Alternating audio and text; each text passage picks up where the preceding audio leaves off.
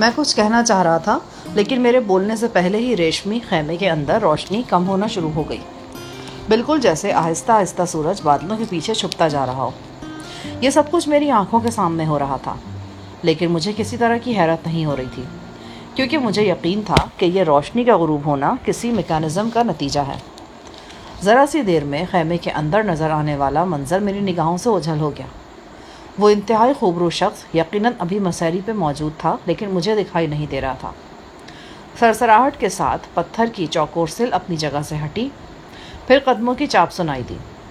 وسیع و عریض مخملی پردہ ذرا سا واہ ہوا اور سفید پوش لڑکی اپنی جھلک دکھا کر پیچھے ہٹ گئی۔ میں اس جھلک کا مطلب بخوبی سمجھ رہا تھا۔ میرے لیے سانوس سے ملاقات کا وقت ختم ہو چکا تھا۔ میں اٹھا اور سفید پوش لڑکی کے پیچھے پیچھے چلتا ہوا چھوٹے بیوزی کمرے سے باہر نکل آیا۔ میرے بعد ایک مقامی نوجوان کی باری تھی، اس کے بعد ایک مقامی لڑکی نے اندر جانا تھا، پھر 2 مقامی نوجوان تھے، اس کے بعد سائیں علی کی باری آنا تھی۔ خاصا وقت تھا ہمارے پاس۔ میرا دل چاہا کہ یہاں گھوم پھر کر دیکھا جائے۔ میں زری کو ساتھ لے کر اٹھا اور ادھر ادھر گھومنے لگا۔ اگلے 1 گھنٹے میں ہم نے اس صاف شفاف کھو میں اور کھو سے باہر بہت کچھ دیکھا۔ ایک انوکھا ماحول، اور اس ماحول میں بسے ہوئے انوکھے لوگ ہمارے سامنے آئے۔ وہ سب کے سب سفید یا مٹیالے سفید کپڑوں میں ملوث تھے۔ ان میں مرد، عورتیں اور بچے بھی تھے۔ ان میں سے 90% توانا اور خوش شکل تھے، بلکہ خوش شکلی تو شاید 100% تھی۔ لباس، غذا، رہائش، غرض پورا رہن سہن بالکل سادہ تھا۔ میں نے اس کھو کو دور تک دیکھا۔ اس سے پہلے میں سردار سدرت کی بستی میں واقع وسیع و عریض سرنگ کو بھی دیکھ چکا تھا، لیکن یہ کھو اپنی مثال آپ تھی۔ اسے انسانی ہاتھوں نے تراشا تھا اور بے مثال بنا دیا تھا۔ چھوٹے چھوٹے خوبصورت کمرے تھے جن میں روشنی اور ہوا کی آمد و رفت کا انتظام تھا۔ ان کمروں کے دروازے منقش لکڑی کے تھے۔ بیشتر کمروں میں اونی نمدے بچھے ہوئے تھے اور بہترین صفائی نظر آتی تھی۔ یہاں موجود لوگوں کی کل تعداد 150 سے زائد نہیں تھی۔ بیشتر افراد جوڑوں کی شکل میں رہتے تھے۔ ان میں سے بعض کے بچے بھی تھے۔ میں نے چند سفید پوش عورتوں کو دیکھا، وہ دستی چکی پر اناج پیس رہی تھیں۔ ایک جگہ کچھ لوگ ہاتھ کی کھڈیوں پہ سفید سوتی اور اونی کپڑا بنتے نظر آئے۔ یقیناً یہاں مختصر پیمانے پر کھیتی باڑی اور باغبانی بھی ہوتی تھی۔ اس کے علاوہ ممکن تھا کہ بھیڑیں اور مرغیاں وغیرہ بھی پالی جاتی ہوں۔ یہ لوگ ایسے ایک بڑے گھرانے کے افراد کی طرح مل جل کر کام کرتے نظر آئے۔ میں جو انہیں دیکھ رہا تھا ان کے بارے میں تجسس بڑھتا چلا جا رہا تھا۔ جی چاہتا تھا کہ انہیں مزید قریب سے دیکھا جائے، ان کی ذہنی کیفیت اور ان کے خیالات کو سمجھنے کی کوشش کی جائے، یہ معلوم کیا جائے کہ وہ کون سی قوت ہے جس نے ان لوگوں کو سب کچھ چھوڑ چھاڑ کر یہ انوکھا رہن سہن اختیار کرنے پر مجبور کیا ہے۔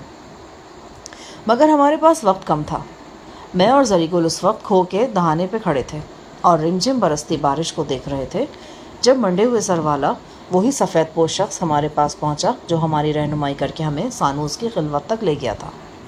اس نے اشارے سے ہمیں اپنے پیچھے آنے کو کہا۔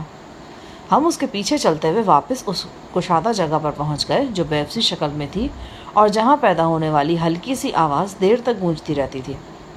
شام کے قریباً 4 بجے تھے، لیکن اس بستی کے رواج کے مطابق رات کے کھانے کا وقت ہو چکا تھا۔ ہمیں کھانا کھلایا گیا۔ گندم کی روٹی تھی، سبزی اور دال تھی۔ اس کے علاوہ پہاڑی چاول تھے جو تھوڑے موٹے ہوتے ہیں۔ یہ کھانا بہت سادہ تھا لیکن لطف آیا۔ ہمارے ساتھ آئے ہوئے مقامی لڑکے لڑکیوں نے بھی ہمارے ساتھ ہی کھایا۔ کچھ ہی دیر بعد ہم بلند و بالا پتھریلی دیوار کے سائے میں کھڑے تھے، وہی دیوار جس کی ایک جانب قبائلی بستی آباد تھی اور دوسری طرف ایک خوابناک ماحول میں کچھ خوبرو سفید پوش ایک انوکھے ڈھنگ کی زندگی گزار رہے تھے۔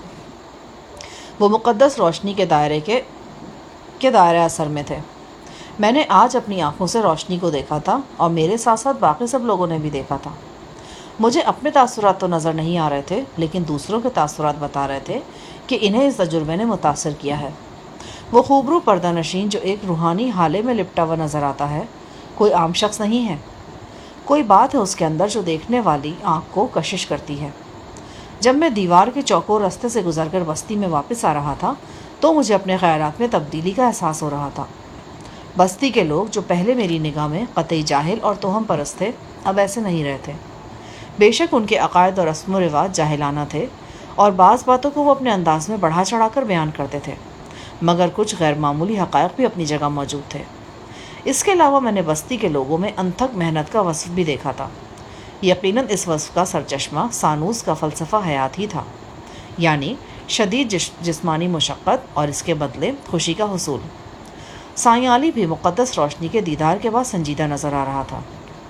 وہ جو ہر وقت جنات سے اشارے بازی کرتا رہتا تھا بالکل خاموش تھا، بس گاہے گاہے اس کے ہونٹ بدبدانے والے انداز میں حرکت کرتے نظر آتے تھے۔ سائیں کی یہ بات بار بار میرے ذہن میں گونج رہی تھی، کچھ نہ کچھ ہے شفیع محمد، زیادہ نہیں تو کم نہیں، مگر ہے۔ منظر ہماری رہائش گاہ کے کمرے کا تھا۔ زری گل اور سروج میں صلح ہو رہی تھی۔ وہ دونوں آفت کے پرکالے تھے، صلح صفائی کی طرف کہاں آتے؟ سائیں علی کا حکم تھا جس کی وجہ سے وہ مذاکرات کی طرف آئے تھے۔ سائیں علی نے سروج کو حکم دیا تھا اور دوسری طرف زری گل سے کہا گیا تھا کہ وہ دونوں صلح کر لیں، ورنہ شاہ جنات کا پرائیویٹ سیکرٹری جو پارٹ ٹائم جادوگر بھی ہے ان دونوں کو مکھی بنا کر گھوڑے کی لیٹ پہ بٹھا دے گا۔ سائیں علی خود کمرے میں موجود نہیں تھا۔ صلح صفائی کرانے کے لیے میرے اور مترجم واحدی کے علاوہ ایک مقامی سیانہ بھی کمرے میں تشریف فرما تھا۔ زری گل کا چہرہ غصے سے تمتما رہا تھا۔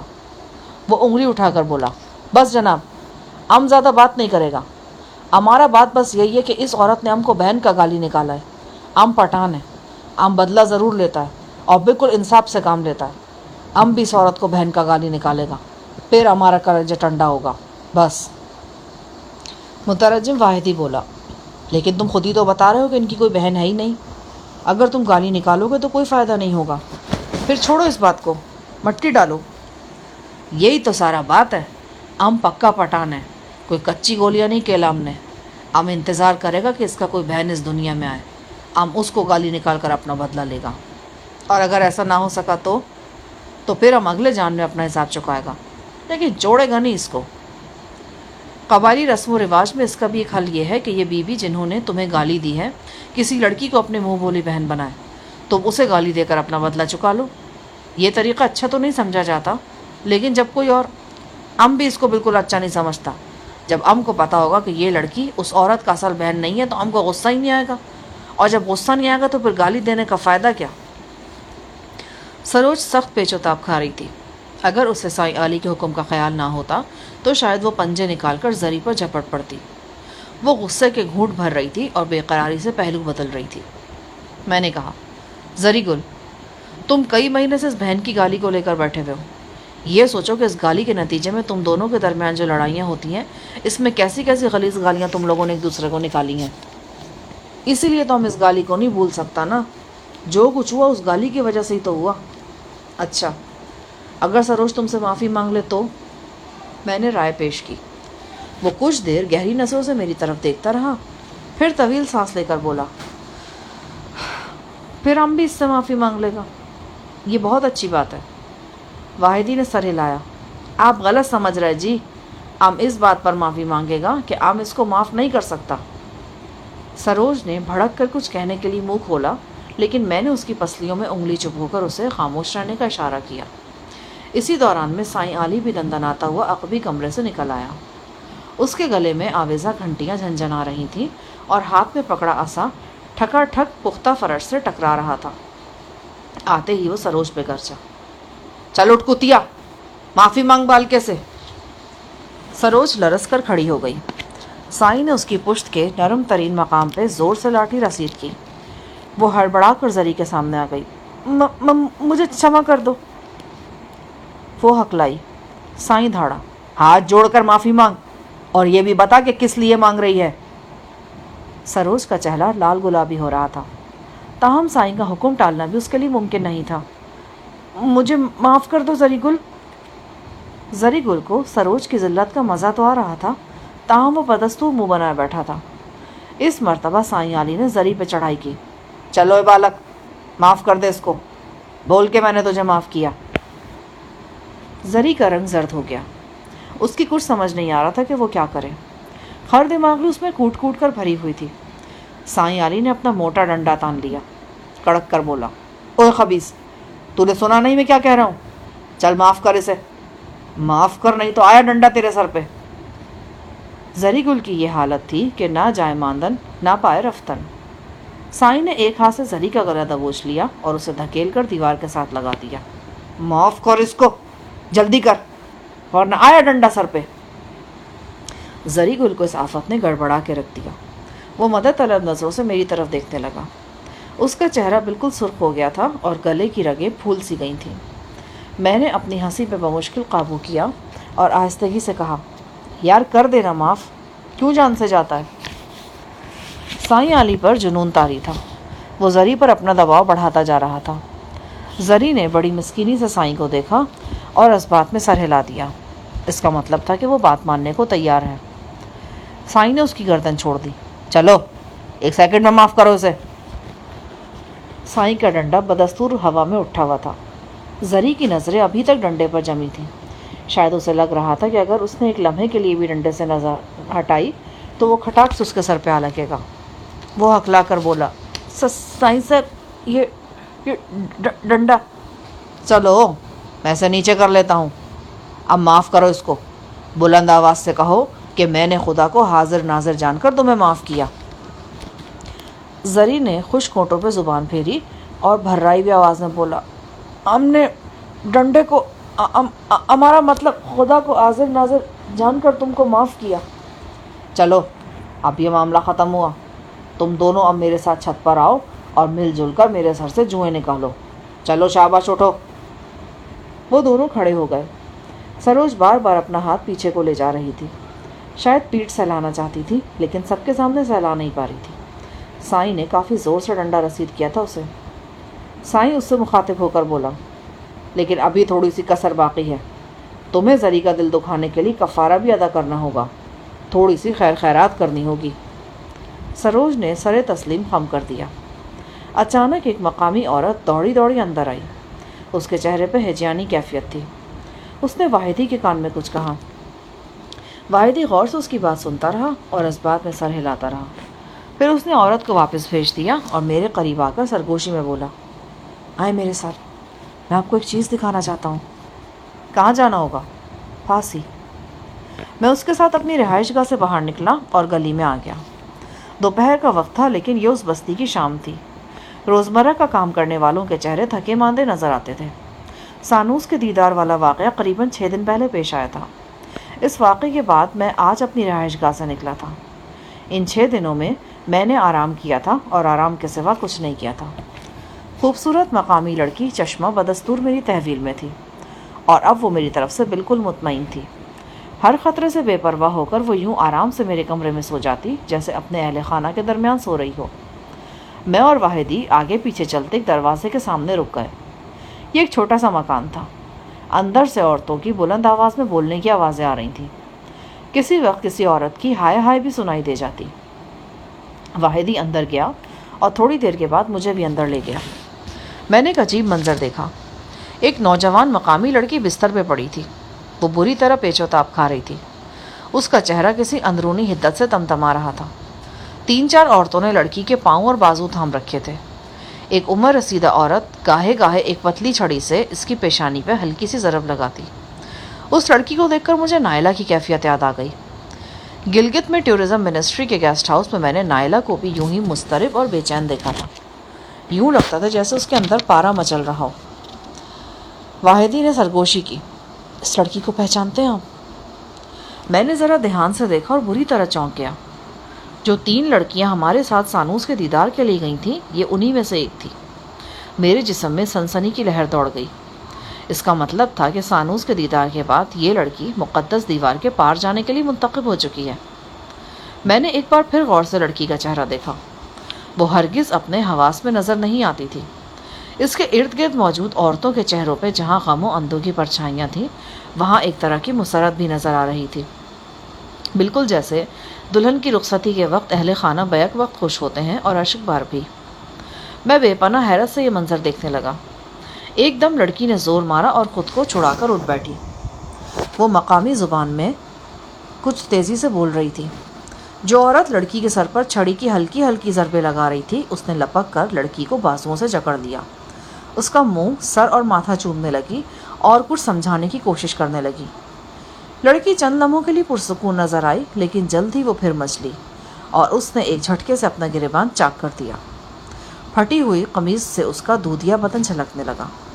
میں اور واحدی عورتوں کو ان کے حال پر چھوڑ کر گھر سے باہر آ گئے۔ اگلے روز میں 8-9 بجے کے قریب سو کر اٹھا۔ زری گل میرے سرانے ہی بیٹھا تھا۔ استاد صاحب، کچھ معلوم کیا ہوا؟ میں نے نفی میں سر ہلایا۔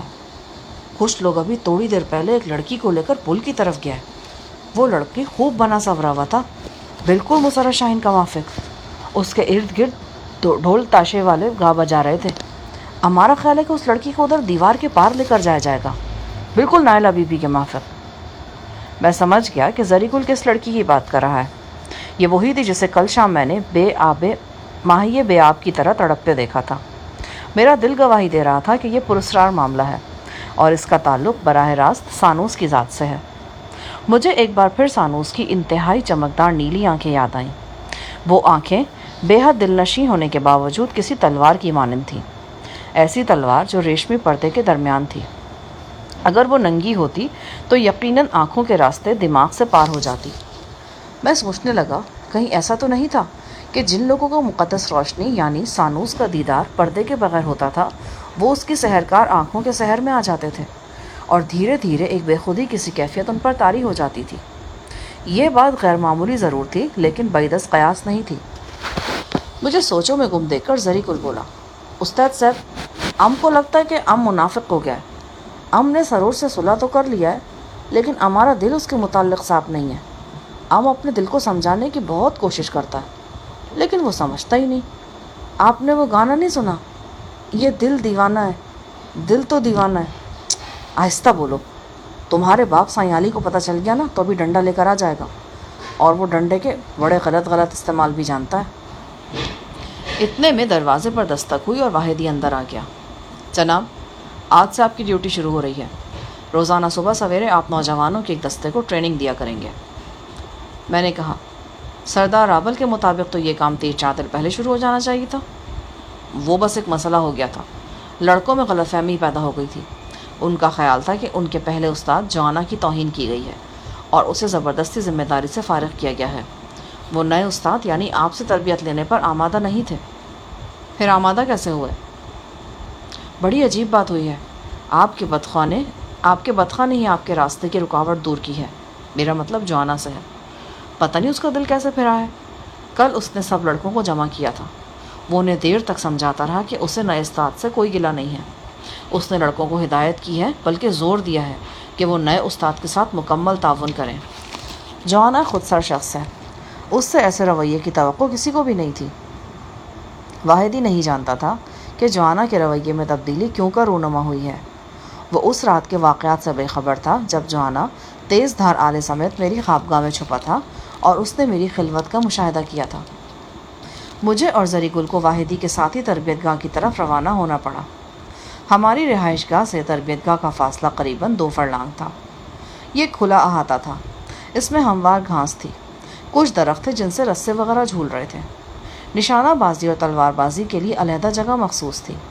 میں واحدی کے ساتھ تربیت گاہ کی 4 دیواری میں داخل ہوا تو سب سے پہلے جوانا نے ہی میرا استقبال کیا۔ گھاس کے قطعے پہ قریباً 100 لڑکے 3 قطاروں میں بیٹھے تھے۔ سب نے آلتی پالتی مار رکھی تھی۔ مجھے دیکھتے ہی ان سب نے مقامی زبان میں کوئی نعرہ لگایا اور سیدھے کھڑے ہو گئے۔ ان سب نے مختلف کپڑے پہن رکھے تھے، لیکن ان کے سروں پر ایک جیسی سرخ پگڑیاں تھیں۔ ان پگڑیوں سے انہوں نے سر کے علاوہ چہرے بھی ڈھانپ رکھے تھے۔ سامنے 2 تپائیوں پہ بہت سے تیز دھار آلات پڑے تھے، جن میں مختلف سائز کے برچھے یعنی قبضے نمایاں تھے۔ نوجوانوں کی عمریں 16 اور 20 کے درمیان تھیں۔ ان کے جسم مضبوط، سینے چوڑے اور پیشانیاں روشن تھیں۔ ان کے جسم دیکھ کر ہی اندازہ لگایا جا سکتا تھا کہ وہ چیتوں کی طرح پھرتیلے اور تیز رفتار ہیں۔ شاید واحدی نے ٹھیک ہی کہا تھا کہ ان نوجوانوں کو خاص حملے کے لیے چنا گیا ہے۔ میں نے پہلے روز نوجوانوں کی صلاحیتوں کا جائزہ لیا۔ وہ سب کے سب قبضہ چلانے میں مہارت رکھتے تھے، تاہم ان میں سے کم و بیش 50 ایسے تھے جنہیں مزید تربیت کی ضرورت تھی۔ انہیں تکنیک کا تو پتہ تھا، لیکن وہ اسے مہارت سے استعمال نہیں کر پاتے تھے۔ حملے سے زیادہ ان کا دفاع کمزور تھا۔ وہ جب حملہ کرتے تو یہ بات ذہن میں نہیں رکھتے تھے کہ ان کا وار خالی بھی جا سکتا ہے۔ وار خالی جانے کی صورت میں وہ اپنا توازن کھو دیتے تھے اور مد مقابل خنجر زن کی زد میں آ جاتے تھے۔ ایسے 2-4 لڑکوں میں سے میں نے خود بھی فائٹ کی اور انہیں ابتدائی باتیں بتائیں۔ زبان کا مسئلہ درپیش تھا، تاہم واحدی کی موجودگی میں اس مسئلے نے زیادہ شدت اختیار نہیں کی۔ اشاروں کنایوں سے بھی کسی حد تک ابلاغ ہو جاتا تھا۔ پہلے ہی روز لڑکے مجھ سے کافی متاثر ہوئے، اور یہ حقیقت ہے کہ میں بھی ان سے متاثر ہوا۔ خاصے سخت جان اور پرجوش تھے۔ اہم بات یہ تھی کہ بستی کے دیگر افراد کی طرح ان میں محنت کشی کی صفت موجود تھی۔ میں اور زریگل دوپہر کے وقت تربیت گاہ سے واپس آئے۔ استاد صاحب، کیا ایسا نہیں ہو سکتا کہ آپ ہم کو بھی لڑکوں میں شامل کر لیں اور ان کے ساتھ ساتھ ہمارا ٹریننگ بھی ہو جائے؟ یار، ان لڑکوں کے مقابلے میں تو تم بڈھے ککڑ ہو، وہ تم سے شرمائیں گے۔ ویسے بھی تم موٹے ہو چکے ہو، اب کسی کام کے نہیں رہے۔ نہیں استاد صاحب، بڈھا تو ہم ہرگز نہیں ہے، ہم تو ساری رات جاگتا ہے۔ جاگتے تو بڈھے بھی ہیں، ان کا جاگنا اور ہوتا ہے، وہ کانسی سے جاگتا ہے، ہم کو ہمارے اندر کا حرارت جگاتا ہے۔ جہاں تک ہے ہمارے موٹے ہونے کا بات، تو وہ ہم بھی مانتا ہے، لیکن یہ قصور سراسر ہماری یادداشت کا ہے۔ وہ کیسے؟ ہم جب بھی کھانا کھانے بیٹھتا ہے، اپنے دل میں فیصلہ کرتا ہے کہ ہم اتنے لقمے لے گا، اس سے زیادہ نہیں لے گا۔ مثلاً ہم نے فیصلہ کیا کہ ہم 15 لقمے لے گا، لیکن بیچ میں کہیں ہم گنتی بھول جاتا ہے اور پھر سے شروع ہو جاتا ہے۔ ایک بار ہم نے بہت بڑا قسم کھایا تھا کہ ہم دن میں صرف 2 مرتبہ کھانا کھایا کرے گا، لیکن 5-6 روز بعد ہم بھول گئے کہ ہم نے کون سا قسم کھایا تھا۔ پھر جب قسم ہی بھول گیا تو اسے نبھانے کا فائدہ کیا؟ بس زریگل، تیرا کچھ نہیں ہو سکتا، تو اسی طرح کھا کھا کر موٹا ہوتا رہے گا۔ سماج کو ضرورت ہی نہیں پڑے گی تیرے اور کلثوم کے بیچ میں آنے کی، تیرا موٹاپا ہی تم دونوں کے بیچ میں آ جائے گا۔ کلثوم کے ذکر پر زریگل ایک دم اداس ہو گیا۔ اس نے ایک لمبی سانس لی اور منہ لٹکا لیا۔ اس دوران میں چشمہ ہمارے لیے کھانا لے آئی۔ کھانا خادمائیں تیار کرتی تھی، لیکن پیش ہمیشہ چشمہ کرتی تھی۔ وہ میرے رویے سے بہت خوش تھی۔ کم سن ہونے کے علاوہ وہ معصوم بھی تھی۔ ذرا سی بات پر خوش ہو جاتی اور تالی بجا اٹھتی۔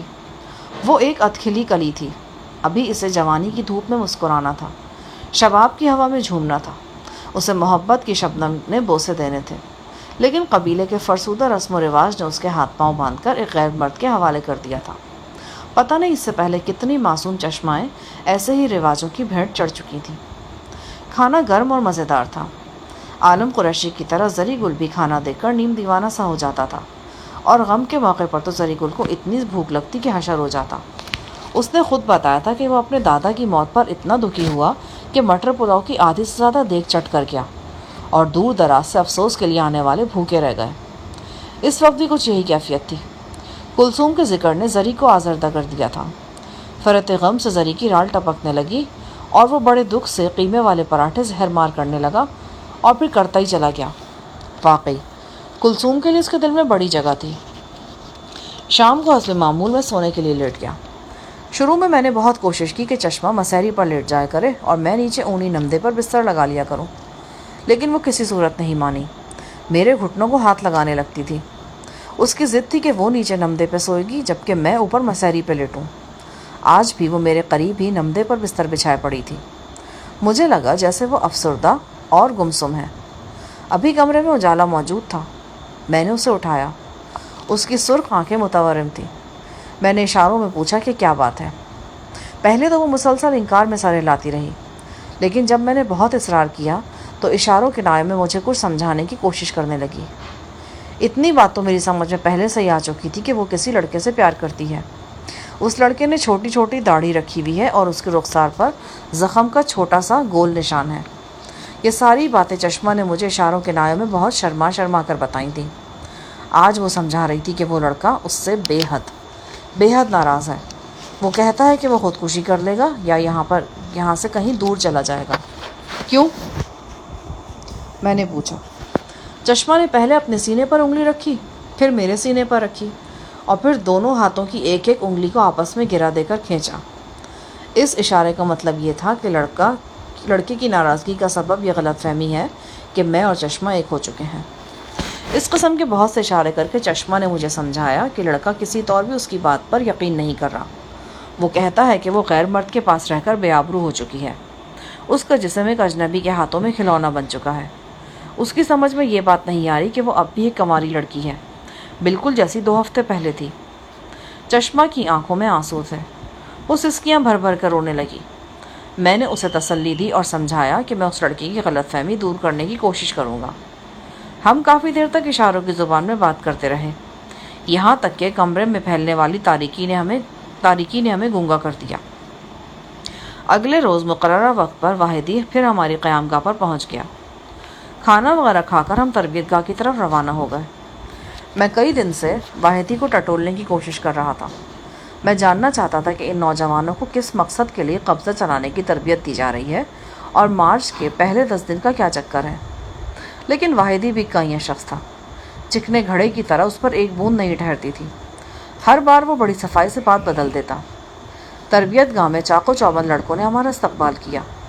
ان کے چہروں کا دبا دبا جوش ظاہر کرتا تھا کہ ان میں کچھ سیکھنے اور کر دکھانے کی زبردست خواہش موجود ہے۔ کل کی طرح ایک بار پھر تربیت کا سلسلہ شروع ہو گیا۔ میں نے لڑکوں کو 2 گروپس میں تقسیم کیا، آپس میں ان کی فائٹ کرائی اور ان کی خامیوں کی نشاندہی کی۔ پھر میں نے خود جوانا سے فائٹ کی۔ لڑکوں نے اس فائٹ کو بڑی دلچسپی و توجہ سے دیکھا اور سراہا۔ اس قسم کی تمام فائٹس لکڑی کے قبضوں سے ہوتی تھیں۔ لڑائی کے دوران ہی میری نظر ایک داڑھی والے لڑکے پہ پڑی۔ وہ سب سے پچھلی قطار میں کھڑا تھا اور بہت پرمجدہ نظر آ رہا تھا۔ میں نے اسے غور سے دیکھا اور چونک گیا۔ اس کے رخساروں پر زخم کا چھوٹا سا گول نشان تھا، جیسے سگریٹ سے داغا گیا ہو۔ میرے دل نے گواہی دی کہ یہی وہ لڑکا ہے جس کا ذکر رات چشمہ نے کیا تھا۔ وہ میری توقع کے خلاف کافی اونچا لمبا تھا۔ عمر 20 سال سے کم تھی۔ جوانا سے لڑائی کے بعد میں اس لڑکے کے قریب چلا گیا۔ وہ ایک دم بیمار نظر آ رہا تھا۔ میں نے واحدی کے ذریعے لڑکے سے پوچھا، تمہارا نام کیا ہے؟ نوشاب۔ تمہارے والد کا نام؟ اپنے والد کا نام مجھے نہیں معلوم۔ زہرخند لہجے میں جواب ملا۔ یہ کیا بات ہوئی؟ نوشاب نے سوال کا جواب نہیں دیا اور سر جھکائے خاموش کھڑا رہا۔ اچھا، تم اتنے گمسم کیوں ہو؟ میری طبیعت کچھ ٹھیک نہیں ہے جی۔ اگر تم چھٹی کرنا چاہو تو کر سکتے ہو، میں نے ملائمت سے کہا۔ ٹھیک ہے جناب، اس نے کہا اور سر جھکا کر قطار سے باہر نکل گیا۔ دوسرے لڑکوں کے برعکس اس میں کوئی امنگ ترنگ نظر نہیں آ رہی تھی۔ ابھی وہ تھوڑی ہی دور گیا تھا کہ ایک آواز نے ہم سب کو چونکا دیا۔ یہ آواز تربیت گاہ کی شمالی جانب سے آئی تھی۔ ایک دم شور و غوغا سا پیدا ہوا تھا اور یوں لگا جیسے بہت سے افراد ہراساں ہو کر ادھر ادھر بھاگ رہے ہوں۔ چند ہی لمحے بعد اوپر تلے کئی فائر ہوئے اور تربیت گاہ کے اندر بھی بھگدڑ سی مچ گئی۔ میں نے واحدی کو دیکھا۔ وہ خود بھی حیران نظر آ رہا تھا۔ مجھے اس کا چہرہ ہلدی کی طرح زرد نظر آیا۔ اچانک خود کا رائفل کی تڑتڑاہٹ گونجی۔ میں نے قریب کھڑے 2 لڑکوں کو تڑپ کر زمین پر گرتے دیکھا۔ میں نے جست کی اور خود کو لکڑیوں کے ایک بڑے گٹھے کی عقب میں گرا دیا۔ یہی وقت تھا جب میں نے ایک سنسنی خیز منظر دیکھا۔ درجنوں گھڑ سوار جن کے ہاتھوں میں چمکیلے کلہاڑے اور آتشی ہتھیار تھے، برق رفتاری سے تربیت گاہ میں داخل ہو رہے تھے۔ ان کا انداز انتہائی خطرناک تھا۔ ان کے لمبے بال ہوا میں لہرا رہے تھے۔ ان کے کانوں میں بڑے بڑے بالے تھے اور جسموں پر غلیظ لباس تھا۔ انہیں دیکھتے ہی میرے ذہن میں فوراً سردار سدرت کی وادی کا خیال آیا۔ ایسے جانور نما لوگ میں نے سب سے پہلے اسی جگہ دیکھے تھے۔ میرے دیکھتے ہی دیکھتے گھڑ سواروں نے پوری وحشت کے ساتھ تربیت گاہ کے لڑکوں پہ حملہ کر دیا۔ ان کی رائفلیں گرجیں، خوفناک پھل والے کلہاڑے بلند ہوئے اور ہر طرف کشت و خون شروع ہو گیا۔ میں نے اپنا طاقتور پسٹل نکال لیا اور گھڑ سواروں پر فائر کرنے لگا۔ 8-10 سیکنڈ کے اندر میں نے کم از کم 4 گھڑ سواروں کو نشانہ بنایا۔ پھر اچانک 2 گرانڈیل حملہ آور مجھ سے لپٹ گئے۔ ان کے جسموں سے اٹھنے والی بدبو نے دماغ کی چولیں ہلا دی۔ پسٹل میں نے پھینک دیا کیونکہ وہ خالی ہو چکا تھا۔ میرا ہاتھ پنڈلی کے خنجر تک پہنچا۔ اگلے ہی لمحے ایک حملہ آور نے مجھ پر وزنی کلہاڑا چلایا۔ میں نے جھکائی دی۔ کلہاڑے کا دستہ میرے کندھے سے ٹکرا کر گزرا۔ میں نے رامپوری خنجر حملہ آور کے پیٹ میں گھسایا۔ خنجر کی دھار اوپر کی طرف تھی۔ میں نے ایک شدید جھٹکے سے اسے سینے تک چیر ڈالا۔ تربیت گاہ کے لڑکے اپنی ہمت اور طاقت کے مطابق حملہ آوروں سے بھڑ گئے، لیکن خونخوار حملہ آوروں کے سامنے ان کی ایک نہیں چل رہی تھی۔ گھڑ سواروں کے خوفناک کلہاڑے ان کو زبردست اور ناقابل تلافی نقصان پہنچا رہے تھے۔ 2 نوخیز لڑکے میرے سامنے کلہاڑوں سے شدید زخمی ہو کر پتھریلی زمین پر گرے اور گھوڑوں کے سموں تلے بری طرح روندے گئے۔ اتنے گھڑ سوار نہ جانے کہاں سے آ گئے تھے۔ وہ تربیت گاہ کے وسیع احاطے میں سیلابی ریلے کی طرح داخل ہوتے چلے جا رہے تھے۔ مجھے زری گل کی چیخ سنائی دی، استاد صاحب! میں نے مڑ کر دیکھا اور فائدے میں رہا۔ 2 حملہ آور برق رفتاری سے میری طرف آ رہے تھے۔ ایک کلہاڑا بردار کو تو راستے میں ہی زری گل نے دبوچ لیا تھا۔ دوسرے کو میں نے سر سے اچھال کر سنگلاخ زمین پر پٹک دیا۔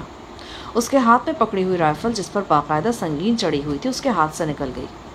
میں نے وہ رائفل سنبھال لی۔ اس رائفل کی پہلی گولی نے اس شخص کی زندگی کا چراغ گل کیا جو اس رائفل کا مالک تھا۔ دیگر 4 گولیوں نے حملہ آوروں کو نقصان پہنچایا، لیکن یہ نقصان ایسا ہی تھا جیسے کسی مشتعل جنگلی بھینسے کو جیبی چاقو سے زخم لگایا جائے۔ حملہ آور گھڑ سوار تربیت گاہ میں چاروں طرف موت بن کر لپک رہے تھے۔ لڑکوں کی چھوٹی چھوٹی ٹولیاں ان سے بچنے کے لیے ادھر ادھر بھاگ رہی تھیں۔ یہ سب کچھ یوں آنن فانن ہوا تھا کہ مزاحمت کی راہ ہی نہیں سوجھ رہی تھی۔ وہ رائفل کی گولیاں ختم ہو گئیں تو میں نے اسے لاٹھی کی طرح نال کی طرف سے پکڑا اور گھما کر ایک گھڑ سوار کے منہ پہ دے مارا۔ وہ الٹ کر گھاس پر گرا، لیکن پھر پیچھے سے مجھے ایک تیز رفتار گھوڑے کا دھکا لگا اور میں لڑکتا ہوا دور گرا۔ میں اوندھے منہ گرا تھا۔ میرے اوپر سے 7mm اور 222 کی کئی گولیاں سنسناتی ہوئی گزریں۔ ایک کوہرام سا مچا ہوا تھا۔ اسی کوہرام میں نے ایک گھڑ سوار کی جھلک دیکھی اور پتھر کا بت بن کے رہ گیا۔ یہ میری جانی پہچانی صورت تھی۔ میں سینکڑوں ہزاروں اسے پہچان سکتا تھا۔ یہ صفدر تھا، میرا یار، میرا غم گسار، میرے ہر دکھ درد کا ساتھی۔ میں نے چیخ کر کہا، صفدر!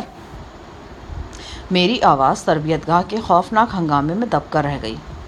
میں صفدر کے پیچھے لپکا۔ صفدر! صفدر! میں سینے کی پوری قوت سے اسے پکار رہا تھا، لیکن وہاں تو حشر برپا تھا۔ کان پڑی آواز سنائی نہیں دیتی تھی۔ ہر طرف بارود اور خون کی بو تھی اور موت کی دھاڑیں تھیں۔ اچانک ایک لڑکا بھاگتا ہوا آیا اور مجھ سے لپٹ گیا۔ اس کا سر کلہاڑے کے زخم سے لہو لہان ہو رہا تھا۔ 2 خونخوار حملہ آور اس کے تعاقب میں تھے۔ میں نے لڑکے کا بازو پکڑا اور اسے لے کر مخالف سمت میں بھاگا۔ بپھرے ہوئے کلہاڑا بردار ہمارے پیچھے آئے۔ میں لڑکے کو اندھا دھند کھینچتا ہوا تربیت گاہ کے کمرے میں گھس گیا۔ یہاں دیواروں پر بہت سے برچھے آویزاں تھے۔ میں نے ایک برچھا اٹھایا اور پلٹ کر اس حملہ آور پر کھینچ مارا جو دروازے کے عین سامنے پہنچ چکا تھا۔ قبضہ دستے تک اس کے سینے میں گھس گیا۔ وہ دروازے کے سامنے گرا اور تڑپنے لگا۔ دوسرے حملہ آور نے ساتھی کا حشر دیکھ کر اندھا دھند اندر گھسنا مناسب نہیں سمجھا اور ایک درخت کی اوٹ لے کر کھڑا ہو گیا۔ یہی وقت تھا جب میں نے محسوس کیا کہ حملہ آور واپس جا رہے ہیں۔ وہ جس طوفانی انداز میں اندر داخل ہوئے تھے اسی طوفانی انداز میں باہر نکل رہے تھے، لیکن اپنے پیچھے وہ کٹی پھٹی لاشوں اور دم توڑتے زخمیوں کے سوا کچھ باقی چھوڑ کر نہیں گئے تھے۔ میں نے کمرے کی دیوار سے ایک 2 نالی رائفل اتاری اور حملہ آوروں پر چند فائر کیے۔ کافی فاصلہ تھا۔ یہ فائر حملہ آوروں کا کیا بگاڑ سکتے تھے؟ چند ہی لمحے میں تربیت گاہ کا احاطہ حملہ آوروں سے خالی تھا۔ پوری بستی میں کوہرام مچ گیا تھا۔ حملہ آوروں کے باہر نکلتے ہی 15-20 مقامی گھڑ سوار احاطے میں داخل ہو گئے۔ ان سب کے چہروں پر ہوائیاں اڑ رہی تھیں۔ اتنے میں کوتا قد سردار رابل بھی گھوڑا دوڑاتا ہوا وہاں پہنچا۔ سیاہ ریوالور اس کے ہاتھ میں تھا۔ آتشی ہتھیاروں سے مسلح 8-10 مزید افراد بھی ان کے ساتھ تھے۔ سردار رابل نے چیخ کر کچھ کہا۔ اس کے انداز سے ظاہر تھا کہ وہ اپنے گھڑ سواروں کے ساتھ حملہ آوروں کا تعاقب کرنا چاہتا ہے۔ وہ لوگ تیزی سے باہر کی طرف لپکے تو میں نے بھی ایک خالی گھوڑے کی لگام تھامی اور اس پر سوار ہو گیا۔ یہ تربیت گاہ بستی کے بالکل آخری سرے پر واقع تھی۔ اس سے آگے ایک پہاڑی راستہ تھا جو بتدریج نشیب میں اترتا چلا جاتا تھا۔ گھوڑے آگے پیچھے تیزی سے بھاگ رہے تھے۔ میں سب سے پیچھے تھا۔ رابل کا مشکی گھوڑا سب سے آگے تھا۔ وہ گھوڑے کی پشت سے چپکا ہوا کسی بچے کی مانند نظر آ رہا تھا۔ اس کے انداز سے ظاہر تھا کہ وہ ایک نہایت مشاق گھڑ سوار ہے۔ اچانک ہم سب کو رکنا پڑا۔ آگے راستہ بند تھا۔ برف کے کئی بڑے بڑے تودے گرے تھے اور انہوں نے راستے کو قریباً مسدود کر دیا تھا۔ حیرت کی بات یہ تھی کہ حملہ آور ان تودوں کو کیسے عبور کر گئے۔ یقیناً یہ تودے ان کے گزرنے کے بعد گرے تھے، بلکہ شاید گرائے گئے تھے۔ اس کا مطلب یہ تھا کہ یہ سارا کام بڑی منصوبہ بندی کے تحت ہوا تھا۔ حملہ آوروں کا تعاقب کرنے والے چکرا کر رہ گئے۔ سردار رابل نے اپنا گھوڑا راستے سے اتارا اور ڈھلان کی جھاڑیوں میں گھسا دیا۔ دوسرے سواروں نے بھی سردار کی تقلید کی۔ یہ راستہ سخت ناہموار اور دشوار گزار تھا۔ گھڑ سوار الجھ کر رہ گئے۔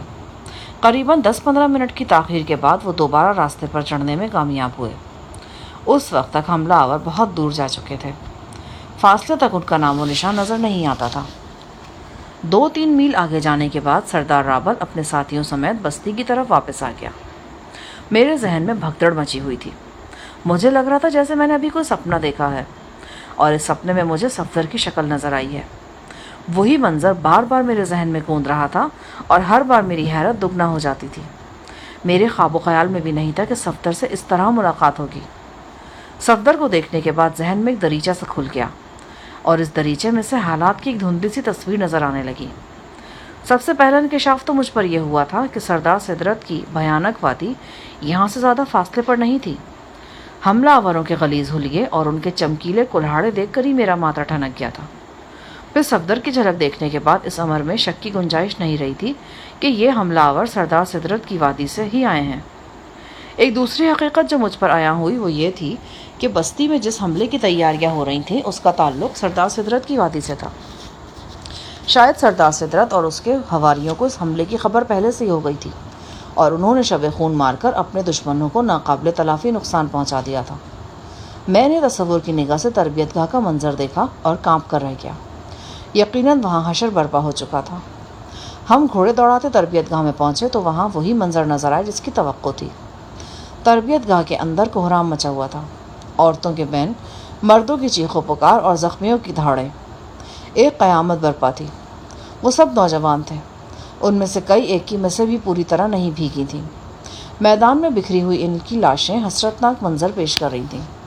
کسی کا سر دو نیم تھا، کسی کی گردن خون اگل رہی تھی، کسی کو خود کا رائفل کی گولیوں نے چھلنی کیا تھا۔ یہ سب کے سب ابھی تھوڑی دیر پہلے زندہ اور پرعزم تھے۔ ان کی آنکھیں روشن اور سینے زندگی کی حرارت سے معمور تھے۔ وہ کچھ بننا چاہتے تھے اور کچھ کر کے دکھانا چاہتے تھے، لیکن اب وہ خاک و خون میں لت پت بے نور آنکھوں سے خلاؤں میں دیکھ رہے تھے۔ ان کی مائیں اور بہنیں ان سے لپٹ کر رو رہی تھیں اور ان کے نوہے زمین کا سینہ دہلا رہے تھے۔ یہ مائیں نہ مات برادری سے تعلق رکھتی تھیں اور نہ راضی سے، یہ صرف مائیں تھیں۔ میں نے سردار رابل کی آنکھوں میں آنسو تیرتے دیکھے۔ وہ میدان کے بیچوں بیچ کسی سنگی مجسمے کی طرح ساکت کھڑا تھا۔ جس مقامی لڑکے کی میں نے جان بچائی تھی وہ کسی طرف سے بھاگتا ہوا آیا اور مجھ سے لپٹ گیا۔ اس کا سینہ ہچکیوں کی شدت سے دہل رہا تھا۔ میں نے اسے جھنجھوڑ کر خود سے جدا کیا اور اشاروں میں سمجھایا کہ وہ جائے اور اپنے زخمی سر کی مرہم پٹی کرائے۔ میری نگاہیں زری گل کو تلاش کر رہی تھیں۔ جلد ہی وہ مجھے نظر آ گیا۔ اس کا لباس، چہرہ، ہاتھ، سب کچھ خون سے تر تھا، لیکن یہ اس کا اپنا خون نہیں تھا۔ اس نے شاید کسی شدید زخمی کو اٹھا کر گھوڑا گاڑی تک پہنچایا تھا۔ یہ کیا ہو گیا استاد صاحب؟ اتنا زیادہ جانی نقصان ہو گیا، اور سب کا سب جوان لڑکا، ہمارا تو سینہ پٹا جا رہا ہے، وہ گلوگیر لہجے میں بولا۔ میری تو خود کچھ سمجھ میں نہیں آ رہا زری گل۔ ہم کو شک ہو رہا استاد صاحب کہ سردار سدرت والا وادی یہاں سے زیادہ دور نہیں ہے، اور یہ جو عملہ آور تھا نا اسی علاقے سے آیا تھا۔ ہم کو تو کچھ بندوں کا شکل جانا پہچانا لگ رہا تھا۔ شاید تم ٹھیک کہہ رہے ہو۔ اتنے میں واحدی بھی ہانپا کانپا ہوا وہاں پہنچ گیا۔ اس کے بازو پر کلہاڑے کا زخم آیا تھا اور خون روکنے کے لیے اس نے کپڑا بازو پر باندھ دیا تھا۔ اس کی آنکھوں میں آتشی آنسو تھے۔ سب کچھ ختم ہو گیا جناب، سب کچھ برباد ہو گیا، ہر طرف لاشیں ہی لاشیں ہیں۔ واحدی، کیا یہ وہی لوگ ہیں جن سے لڑنے کی تیاری تم لوگ کر رہے تھے؟ ہاں، یہ وہی لوگ ہیں جنہوں نے اس بستی کا جینا حرام کر رکھا ہے۔ یہ خونی قاتل ہیں، ان کا پیشہ ہی مارنا، کاٹنا اور لوٹنا ہے۔ ہم ان لوگوں سے مرنے کی حد تک تنگ آ چکے ہیں، اور آج جو کچھ بھی ہوا ہے نا، اس کے بعد تو یہ فیصلہ ہو کر رہے گا کہ یا تو یہ رہیں گے یا ہم۔ گرد و پیش کے مناظر واقعی رقت آمیز تھے۔ اس طوفانی حملے میں صرف 4-5 منٹ کے اندر کم و بیش 70-80 جوان موقع پر مارے گئے تھے اور درجنوں زخمی ہوئے تھے۔ حملہ آوروں کی طرف سے 5 لاشیں گری تھیں۔ یقیناً ان کے چند ساتھی زخمی بھی ہوئے ہوں گے، لیکن وہ انہیں اپنے ساتھ لے گئے تھے۔ یہ سارا کام بڑی پلاننگ سے ہوا تھا۔ یقیناً حملہ آوروں نے حملے سے پہلے ہر پہلو کا بغور جائزہ لیا تھا۔ انہیں معلوم تھا کہ تربیت گاہ کس وقت کھلتی ہے، وہاں حفاظت کے کیا انتظامات ہیں اور ان انتظامات کو کیسے ناکام بنایا جا سکتا ہے۔ انہیں یہ بھی اندازہ تھا کہ اس کارروائی کے بعد ان کا پیچھا کرنے کی کوشش کی جائے گی۔ اس کوشش کو ناکام بنانے کے لیے انہوں نے راستے مسدود کرنے کا انتظام کر رکھا تھا۔ ان کے گھڑ سوار راستے کے کنارے بلندی پر چھپے ہوئے تھے، وہاں سے انہوں نے پتھر اور برف کے تودے لڑکا کر راستہ بند کر دیا تھا۔ بستی کی رات بے حد ماتمی تھی۔ مرنے والوں کی لاشیں مقامی دستور کے مطابق لکڑی کے تابوتوں میں رکھ کر دفن کی جا چکی تھیں۔ مرگ والے گھروں سے گاہے بگاہے رونے پیٹنے کی آوازیں ابھی تک بلند ہو رہی تھیں۔ کبھی کسی عورت کا بلکتا ہوا نوحہ تاریکی کا سینہ چیر جاتا، کبھی کسی مرد کی ہچکیاں ماتم کنا فضا کو اور سوگوار کر دیتی۔ یہ رات کا آخری پہر تھا۔ میں زری گل کے کمرے میں موجود تھا۔ ہم دونوں اونی نمدے پہ نیم دراز تھے اور خاموش تھے۔ بڑی دیر کے بعد زری گل کی گمبھیر آواز ابھری، کیا آپ کو یقین ہے کہ وہ صفدر صاحب ہی تھے؟ 100%۔ لیکن صفدر صاحب نے ایسا کیوں کیا؟ میرے خیال میں اس کا کوئی قصور نہیں ہے۔ وہ اپنی مرضی سے نہیں حملہ آور جتھے میں شامل ہوا تھا۔ وہ تو ان لوگوں کے پاس یرغمال ہے، وہ اس سے جو کام بھی لینا چاہیں وہ لے سکتے ہیں۔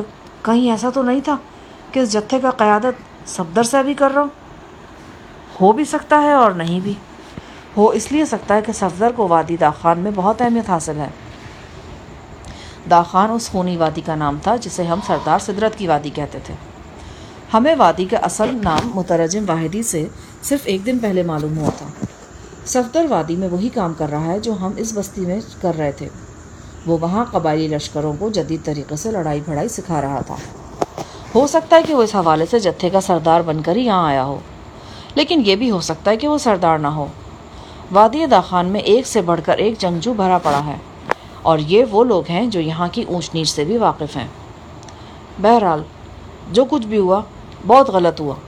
شاید آپ کو پتہ نہ ہو، جوانا بھی شدید زخمی ہوا ہے۔ کلہاڑے کے وار سے اس کی گردن تک کٹ گئی ہے، گردن ہڈی تک کٹ گئی ہے۔ وہ بستی کے شفا خانے میں ہے، معلوم نہیں بچتا بھی ہے کہ نہیں۔ زری گل کی اطلاع نے مجھے مزید افسردہ کر دیا۔ کمرے میں ایک بار پھر بے ڈھنگی سی خاموشی طاری ہو گئی۔ ہم سسکیاں بھرتی تاریکی میں نابیناؤں کی طرح پل کے جھپک رہے تھے۔ کچھ دیر بعد زری گل کی پراندیش آواز ابھری، اب کیا ہوگا استاد صاحب؟ بستی والے تو بہت طیش میں نظر آتے ہیں۔ آثار سے اندازہ ہوتا ہے کہ یہ لوگ شاید کل ہی وادی پہ حملہ کر دیں۔ ہم کو سخت خون خرابے کا بو آ رہا ہے۔ ہاں، لگتا تو مجھے بھی کچھ ایسا ہی ہے۔ استاد صاحب، اگر ایسا ہوا تو صفدر صاحب کا کیا ہوگا؟ اور وہ جون چاول اور کلثوم؟ کسی طرح یہ خون خرابہ ٹل نہیں سکتا کیا؟ میں کیا کہہ سکتا ہوں بھائی، ابھی تو ہمیں ٹھیک طرح سے معلوم ہی نہیں کہ ان لوگوں میں جھگڑا کیا ہے۔ واحدی نے کیا بتایا آپ کو؟ بس یہی کہ وہ لوگ یہاں اکثر لوٹ مار کر کے چلے جاتے ہیں۔ پچھلے مہینوں سے یہ واقعات کچھ زیادہ ہی ہو گئے ہیں۔ خو استاد صاحب، کہیں ایسا تو نہیں کہ سردار سدرت نے ہم سے جو وعدہ کیا تھا، اس وعدے کی وجہ سے اس بستی کا شامت آ گیا؟ کیا مطلب؟ میں سمجھا نہیں۔ دیکھے نا جی، سردار سدرت نے وعدہ کیا تھا کہ اب وادی کا لوگ لوٹ مار نہیں کرے گا، کو پیما اور سیاح وغیرہ ان کی کارروائیوں سے بالکل محفوظ رہے گا۔ ظاہر ہے جب یہ کارروائیاں ختم ہوئی ہوں گی تو بستی کے لوگوں کی ضروریات کی چیزیں حاصل کرنے میں تو بہت دشواری پیش آیا ہوگا۔ ممکن ہے کہ صورت میں وادی کے لوگ نے اس بستی کا رخ کر لیا ہو اور یہاں لوٹ مار کی وارداتیں زیادہ کرنے لگا ہوں۔ میں بھی اسی انداز میں سوچ رہا ہوں۔ میرے خیال میں اب یہ بات کھل گئی ہے کہ بستی میں جس حملے کی تیاریاں ہو رہی تھیں وہ حملہ سردار سدرت کی وادی پر ہی ہونا تھا۔ لیکن یہاں ایک اہم سوال یہ بھی پیدا ہوتا ہے کہ تم نے دیکھا ہے کہ وہ وادی قدرتی طور پر کتنی محفوظ ہے۔ کسی حملہ آور کے لیے طاقت کے زور پر وادی میں داخل ہونا قریباً ناممکن ہے۔ یہ بات تو ہے، لیکن ہو سکتا ہے کہ ان لوگوں نے کوئی طریقہ سوچ رکھا ہو، یا پھر یہ بھی ہو سکتا ہے کہ وادی میں ہی کچھ لوگ ان لوگوں سے مل گیا ہو۔ میں نے کوئی جواب نہیں دیا۔ زری گل توقف کر کے بولا، سردار سدرت آپ سے دوستی کا دم بھرتا ہے۔ ہو سکتا ہے کہ اگر آپ اس سے ملیں تو اس معاملے کو سلجھانے کا کوئی صورت نکل آئے۔ اچانک ہی قریبی کمرے سے کسی کے رونے کی آواز آئی۔ میں اور زری گل چونک گئے۔ یہ آواز میری خوابگاہ سے آ رہی تھی اور یقیناً چشمہ کی تھی۔ وہ ہچکیوں کے ساتھ رو رہی تھی۔ میں فوراً خوابگاہ میں پہنچا۔ چشمہ نے رو رو کر اپنا برا حال کر لیا تھا۔ میں نے کمرہ اندر سے بند کیا۔ کھڑکی سے اندر آنے والی چاندنی نے کمرے کا ایک گوشہ روشن کر رکھا تھا۔ میں چشمہ کو اس گوشے میں لے آیا اور اشاروں کنایوں میں اس سے پوچھا کہ وہ کیا بات ہے۔ اب وہ اشاروں کی زبان بہتر طور پر سمجھنے لگی تھی۔ اس نے سسکیاں لیتے اور آنسو پوچھتے ہوئے جو کچھ بتایا اس کا خلاصہ یہ تھا کہ وہ اپنے محبوب نوشاب کی طرف سے بے حد پریشان ہے۔ اس کا دل گواہی دے رہا تھا کہ وہ سخت مایوسی کے عالم میں کچھ نہ کچھ کر بیٹھے گا اور ہو سکتا ہے کہ وہ اپنی جان لے لے۔ میں نے اسے تسلی تشفی دی اور یقین دلایا کہ میں سب کچھ ٹھیک کر دوں گا۔ وہ میری بات سمجھ رہی تھی، لیکن اس کا رونا کسی طور بند نہیں ہو رہا تھا۔ میں اسی وقت واحدی کے گھر پہنچا۔ اب سپیدہ سحر نمودار ہونا شروع ہو گیا تھا۔ ٹھٹرتی ہوئی تاریکی میں آہستہ آہستہ اجالے کی آمیزش ہو رہی تھی۔ بستی میں چہل پہل نظر آنے لگی تھی۔ میری توقع کے مطابق واحدی جاگ چکا تھا۔ اس نے اپنے گھر کے دروازے پر میرا استقبال کیا اور پھر مجھے اندر لے گیا۔ اس کی بیوی کسی مرگ والے گھر میں گئی ہوئی تھی۔ بچے ابھی سو رہے تھے۔ میں نے واحدی کو اعتماد میں لینے کا فیصلہ کر لیا تھا، لہٰذا میں نے اسے نوشاب اور چشمہ کے بارے میں سب کچھ بتا دیا۔ میری بات سن کر وہ بہت حیران ہوا۔ اس نے مجھے بتایا، نوشاب چشمہ کا چچا زاد ہے، دونوں کے گھر ساتھ ساتھ ہیں، میں انہیں کئی دفعہ اکٹھے دیکھ چکا ہوں، لیکن یہ تو میرے وہم و گمان میں بھی نہیں تھا کہ ان دونوں میں کوئی تعلق ہوگا اور اتنا گہرا ہوگا۔ میں نے واحدی سے کہا، میں نوشاب سے خود ملنا چاہتا ہوں، میں اس کی غلط فہمی دور کرنا چاہتا ہوں۔ میں اسے بتاؤں گا کہ چشمہ میرے ساتھ رہنے کے باوجود ویسی ہی ہے جیسی پہلے تھی۔ مجھے یقین ہے کہ میں اسے مطمئن کرنے میں کامیاب ہو جاؤں گا۔ واحدی خاموش تھا۔ میں نے غور سے دیکھا تو اس کے چہرے پر افسردگی سی نظر آ رہی تھی۔ آپ نے بہت دیر کر دی جناب۔ کیا مطلب؟ نوشاب چلا گیا ہے۔ آج رات سردار رابل کی رہائش گاہ پر ایک ہنگامی میٹنگ ہوئی ہے۔ اس میں فیصلہ کیا گیا ہے کہ داخان کے لوٹیروں پر پوری طاقت سے کاری ضرب لگائی جائے۔ اس سلسلے میں سردار رابل نے مقدس سنہری روشنی کی منشا بھی دریافت کر لی ہے۔ شاید آپ کے لیے یہ اطلاع اہم ہو کہ آج رات کسی وقت وادی داخان کے قاتلوں پر زبردست حلہ بولا جائے گا۔ رات ہی رات میں تمام منصوبہ تیار کر لیا گیا ہے۔ یہ بہت مکمل منصوبہ ہے اور ہمیں قوی امید ہے کہ ہم داخان کے مضبوط دفاع کو توڑنے میں کامیاب ہو جائیں گے۔ اگر یہ دفاع ٹوٹ گیا تو آج کا دن داخان کے قاتلوں پر بہت بھاری ہوگا۔ تم نوشاب کی بات کر رہے تھے؟ ہاں، منصوبے کے مطابق بستی کے لوگوں میں سے 4 ایسے جانثاروں کی ضرورت تھی جو اپنی جان کا نذرانہ دے کر داخان پر حملے کا راستہ ہموار کریں۔ جو 4 دلیر افراد اس کام پر آمادہ ہوئے، ان میں سے ایک نوشاب بھی تھا۔ یہ چاروں افراد نصف شب کے بعد داخان کی طرف روانہ ہو گئے تھے۔ میرا خیال ہے اب تک وہ اپنا کام کر چکے ہوں گے۔ میرا خیال ہے کہ اب ان میں سے کوئی بھی اس بستی میں واپس نہیں لوٹے گا۔ میرے جسم میں مایوسی کی سرد لہر دوڑ گئی۔ تم لوگ یہ کیا کر رہے ہو؟ یہ سب کیا ہو رہا ہے؟ کیوں ایک دوسرے کے خون کے پیاسے ہو رہے ہو تم لوگ؟ مجھے اپنے سردار رابل کے پاس لے چلو، میں اس سے بات کرنا چاہتا ہوں۔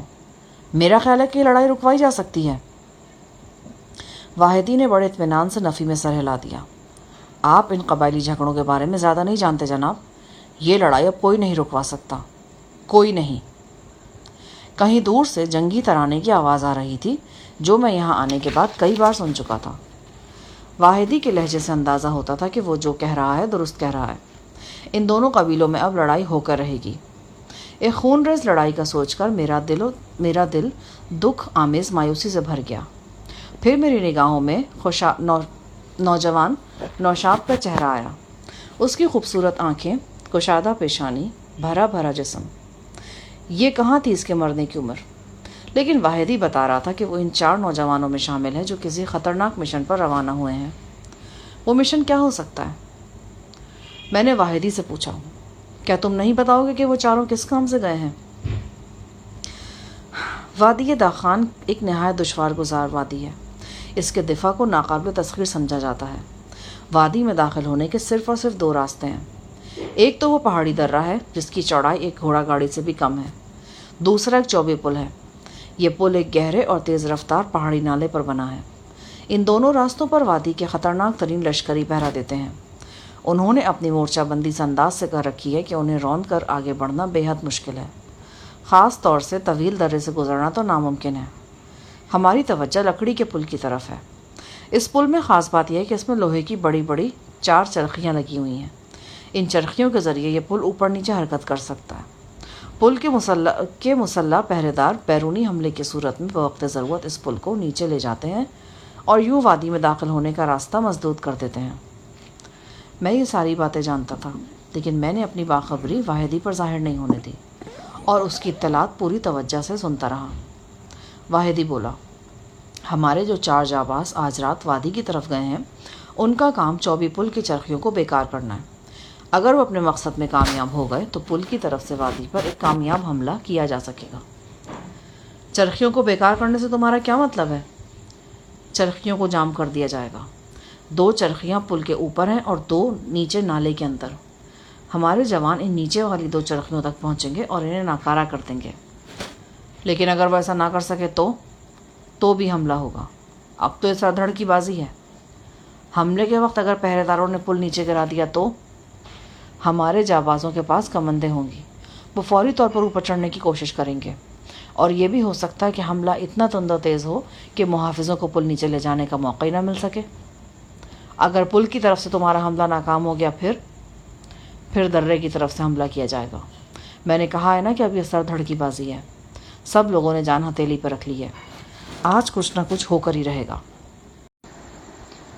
واحدی چلا گیا تو میں نے فوری طور پر زری گل سے مشورہ کیا۔ ان حالات میں ہمیں کچھ نہ کچھ کرنے کی ضرورت تھی۔ حالات بتا رہے تھے کہ زبردست قسم کا خون خرابہ ہونے والا ہے۔ یہ خون خرابہ ہمیں اور ہمارے ساتھیوں کو بھی متاثر کر سکتا تھا۔ صفدر، جان، سائیں علی، سروج وغیرہ بھی اس کی زد میں آ سکتے تھے۔ کل رات میں نے واحدی سے دیر تک بات چیت کی تھی۔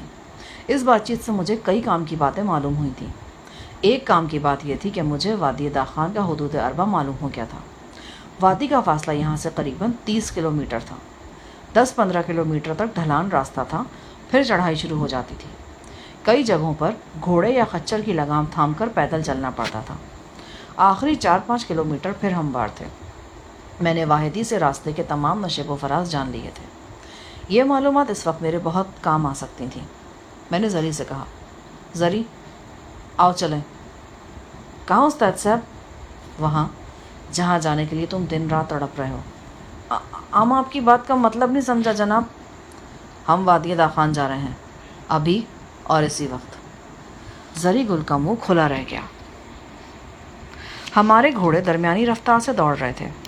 یہ بات نہیں تھی کہ ہمیں گھڑ سواری نہیں آتی تھی۔ میں اور زری گل دونوں اچھے گھڑ سوار تھے، لیکن ڈھلان راستہ اتنا خطرناک تھا کہ ذرا سی غلطی کے سبب ہم قلعہ بازی کھا سکتے تھے۔ ہم بڑی خاموشی کے ساتھ بستی سے نکلے تھے اور اب تک ہمارا سفر بالکل محفوظ رہا تھا۔ راستے میں ہمیں برف پر اکثر جگہ گھوڑوں کے سموں کے نشان ملے تھے۔ زری گل نے ان نشانات کو دیکھ کر بڑے یقین سے کہا تھا کہ یہ انہی کے گھوڑوں کے نقشے پا ہیں جن پر رات کسی وقت بستی کے 4 لڑکے وادی داخان کی طرف گئے ہیں۔ اس معاملے میں زری گل خاصا تجربے کار نظر آتا تھا۔ وہ ہر گھوڑے کے پاؤں کا نقش علیحدہ علیحدہ پہچان رہا تھا۔ تیز دھوپ نکلی ہوئی تھی اور سورج کی شعاعیں برف پر منعکس ہو کر آنکھوں کو چندھیا رہی تھیں۔ یوں لگتا تھا روئے زمین پر برف کی سفید چادر اور اونچی نیچی پہاڑیوں کے سوا اور کچھ بھی نہیں ہے۔ یہ تنہائی اور یہ خاموشی عجیب ہونے کے ساتھ ساتھ بہت باروب بھی تھی۔ زری گل کے پاس ریوالور تھا۔ میرے پاس پسٹل کے علاوہ چھوٹی نال کی روسی رائفل تھی۔ یہ رائفل میں نے اپنے سموری لباس میں یوں چھپا رکھی تھی کہ باہر سے نظر نہیں آتی تھی۔ بستی سے وادی داخان تک کا سفر صرف یوں تو 30 کلومیٹر تھا، لیکن یہ سفر ہمارے لیے بے حد طویل اور کٹھن ثابت ہوا۔ ہر گھڑی یہ گمان ہوتا کہ راستے سے بھٹک گئے ہیں۔ انسانی قدموں اور گھوڑوں کے سموں کے نشانات یہاں کافی تعداد میں موجود تھے۔ ان نشانات کو ڈھونڈنا کاردار ہی تھا جس کا پیچھا کرتے ہوئے ہم یہاں پہنچے تھے۔ دوپہر ہونے والی تھی جب چیڑ کے درختوں میں گھری ہوئی ایک بلندی سے مجھے لکڑی کے پل کی جھلک نظر آئی۔ میں یہ منظر ہزاروں مناظر میں پہچان سکتا تھا۔ یہ وادی داخان کا منظر تھا، وہی وادی موت جو وحشی کلہاڑا برداروں کا مسکن تھی۔ چند ماہ پہلے اس وادی میں ہم نے جاتریوں اور ان کے حواریوں کے خلاف ایک خونریز جنگ لڑی تھی۔ یہی وہ پل تھا جس کے قریب میں نے جنونی جاتریوں سے لدی ہوئی گھوڑا گاڑی کو دھماکے سے اڑایا تھا۔ فضا میں ابھی تک جیسے اس سماعت شکن دھماکے کی گونج باقی تھی۔ 15 معزز ترین جاتریوں کے ٹکڑے جیسے ابھی تک ہوا میں معلق تھے۔ وادی کو جانے والے پل کی جھلک دیکھ کر وہ سارے واقعات ذہن میں تازہ ہو گئے تھے جو چند ماہ پہلے یہاں پیش آئے تھے، اور اس کے ساتھ اپنے پیارے دوست صفدر کا چہرہ بھی تصور میں اجاگر تر ہو گیا تھا۔ میں اور زری درختوں کے درمیان مبہوت کھڑے تھے۔ شاید میری طرح زری گل کے لیے بھی ماضی قریب کے تصور میں گم تھا۔ استاد صاحب، ہم کو یقین نہیں آ رہا کہ ہم پھر سے اسی جگہ پہنچ گئے۔ یقین تو کرنا پڑے گا، بہتر ہے کہ جلدی کر لو، ہمارے پاس وقت تھوڑا کم ہے۔ چند لمحے توقف کر کے ہم نے گھوڑوں کو ایڑ لگائی اور تیزی سے وادی داخان کی طرف بڑھنے لگے۔ پل سے ہمارا فاصلہ قریباً 3 کلومیٹر تھا۔ 2-2.5 کلومیٹر کا فاصلہ ہم نے تیز رفتاری سے طے کیا، لیکن پھر ڈھلان کی وجہ سے رفتار سست ہو گئی۔ یہ عجیب ساخت کی وادی ہمیں گہرے پیالے کی طرح نظر آ رہی تھی۔ اس پیالے کی دیواریں ناقابل عبور اور عمودی تھیں۔ ان دیواروں کو دیکھ کر ہی خوف محسوس ہوتا تھا۔ کوئی شخص رسے وغیرہ کی مدد سے ان پر چڑھنے کی کوشش کرتا تو چیونٹی سے زیادہ حقیر نظر آتا۔ اس پیالے کی ایک جانب خلا موجود تھا۔ یہ وہی خلا تھا جس کے سامنے سے کوہی نالا گزرتا تھا۔ اس نالے پہ لکڑی کا پل تھا۔ ہم اسی پل کی طرف بڑھ رہے تھے۔ جلدی ہمیں وادی کے ان خوخار پہرے داروں کی جھلک نظر آ گئی جو وادی کی بیرونی حدود پر پہرا دیتے تھے اور سفید برف پر دور سے سیاہ دھبوں کی طرح نظر آتے تھے۔ یہ دھبے وادی کی دیواروں کے ساتھ ساتھ دور تک پھیلے ہوئے تھے۔ جلدی ہم ان دھبوں میں سے کچھ کے نزدیک پہنچ گئے۔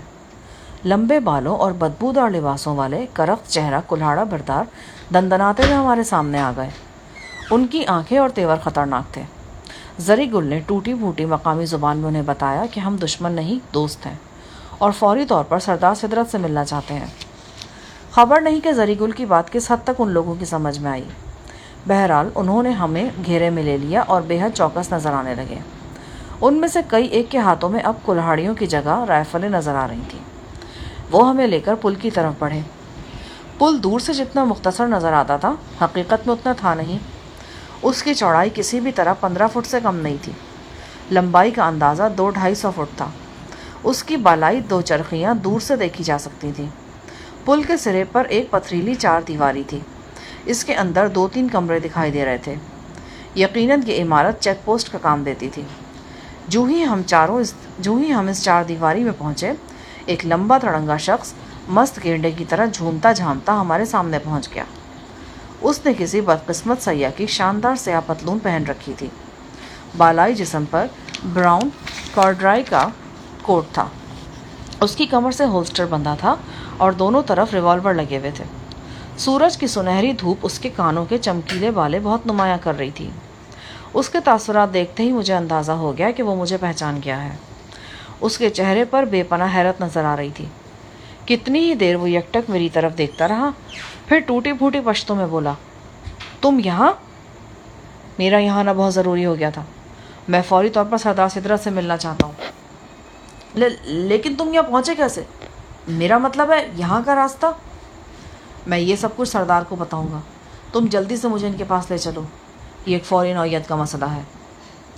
لہیم شہیم شخص کی آنکھوں میں بہت سے شبہات تیرنے لگے۔ اس نے بڑی کڑی نظروں سے مجھے اور زری کو سرتاپا دیکھا، پھر کچھ فاصلے پر جا کر اپنے ساتھیوں سے خسر پھسر کرنے لگا۔ چند لمحے بعد وہ دوبارہ آیا۔ کیا تم دونوں اکیلے یہاں پہنچے ہو؟ تم جس طرح چاہو میں تمہاری تسلی کرا سکتا ہوں، لیکن تم وقت ضائع مت کرو۔ یہ سمجھ لو کہ ایک ایک لمحہ قیمتی ہے۔ کیا تم لوگوں کے پاس ہتھیار ہے؟ میں نے زری گل کو اشارہ کیا۔ ہم دونوں نے اپنے اپنے ہتھیار نکال کر پہرے داروں کے حوالے کر دیے۔ لہیم شہیم شخص نے، جو اس چوکی کا انچارج تھا، اپنے ماتحتوں کو زیر لب کچھ ہدایات دی۔ وہ تیزی سے باہر نکل گئے۔ یہ کہاں گئے ہیں؟ سردار سدرت کو بلانے۔ سردار کے آنے میں وقت ضائع ہوگا۔ یہ بہت اچھا ہوتا کہ تم ہمیں اس کے پاس لے چلتے۔ میں ان کے لیے بہت اہم اطلاع لے کر آیا ہوں۔ سردار کے آنے میں زیادہ دیر نہیں لگے گی، انچارج نے سپاٹ لہجے میں کہا۔ مجھے شک ہو رہا تھا کہ یہاں سے روانہ ہونے والے دونوں افراد سردار کی طرف گئے ہی نہیں ہیں۔ عین ممکن تھا کہ وہ گرد و نواح کا جائزہ لینے گئے ہوں۔ یہ جاننا چاہتے ہو کہ ہمارے ساتھ کوئی اور تو یہاں تک نہیں پہنچا۔ صورتحال نازک تھی، در حقیقت ایک ایک لمحہ قیمتی تھا۔ سردار رابل اپنے بکھرے ہوئے لشکریوں کے ساتھ کسی بھی وقت اس وادی پر حملہ آور ہو سکتا تھا۔ کوئی لمحہ جاتا کہ یہ گرد و پیش سینکڑوں گھوڑوں کی ٹاپوں اور جنگلی للکاروں سے گونجنے والے تھے، اور اس اہم ناکے پر موجود یہ خر دماغ انچارج میری کسی بات کا اثر قبول نہیں کر رہا تھا۔ اس کے لیے بس یہی ایک تشویشناک بات تھی کہ ہم پرپیچ راستوں سے گزر کر اس وادی تک پہنچ کیسے گئے۔ جب ہم پہلی دفعہ اس وادی میں آئے تھے تو ہماری آنکھوں پر پٹی بندھی تھی۔ یہ پٹی وادی کے اندر پہنچ کر کھولی گئی تھی۔ وادی سے ہماری واپسی بھی بے ہوشی کی حالت میں ہوئی تھی۔ جب ہماری آنکھ کھلی تو ہم وادی سے 20 میل کے فاصلے پر تھے۔ ان حالات میں انچارج کی تشویش اور حیرت بجا تھی۔ یقیناً اسے ہماری آمد سے کسی سازش کی بو آ رہی تھی۔